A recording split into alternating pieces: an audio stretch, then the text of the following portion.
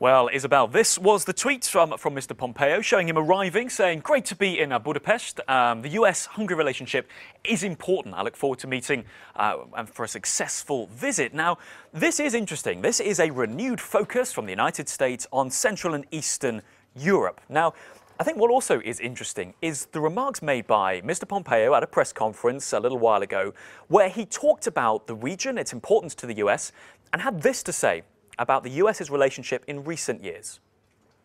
In the recent past, the United States was absent from Central Europe. That's unacceptable. Our rivals filled those vacuums.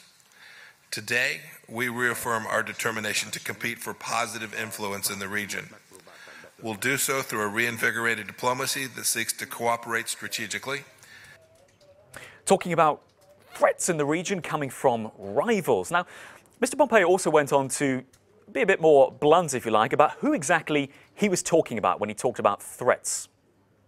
The difference is that Russia and China are authoritarian powers who do not share our joint aspirations of freedom. Today I met with Hungarian civil society leaders as well to talk about the importance of protecting and strengthening democratic institutions throughout the Western world. Americans and Hungarians have always stood together in the pursuit of freedom, and that tradition continues today. Now, two things I want to pull out from that. First of all, that remark there, I met with civil society leaders. Now, this visit to Viktor Orbán's Hungary has been criticised by some on the left of politics, saying the Trump administration is effectively rewarding Mr. Orbán with a visit at a time when, of course, there are criticisms about his domestic policies and what many people perceive as a clampdown on freedoms in the country. Well, by meeting with leaders of civil society, NGOs, and indeed talking up journalists, cooperation with journalists and supporting the media, many people seeing this as Mike Pompeo sort of, if you like, meeting with or at least being seen to meet with critics of Mr. Orbán, or at least those in Hungary who people back home would be wanting the United States to support. There's also that second element there, talking about China.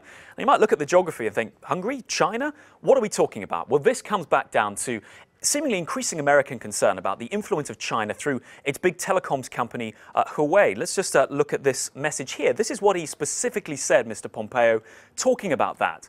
We want to make sure we identify to them, that is Hungary, the opportunities and the risks of using that equipment. There is a real fear among Americans, it seems now, that Chinese companies like Huawei will come in and fill a gap that was left by perhaps a bit of disengagement from the United States. Now, it is worth saying, Mr. Pompeo also said this kind of relationship with China would make it difficult for the US and Hungary in the future. So, Isabel, the message is America is back. We're together standing for freedom. But of course, there are still people critical of many of the policies being pursued in Mr. Orbán's Hungary.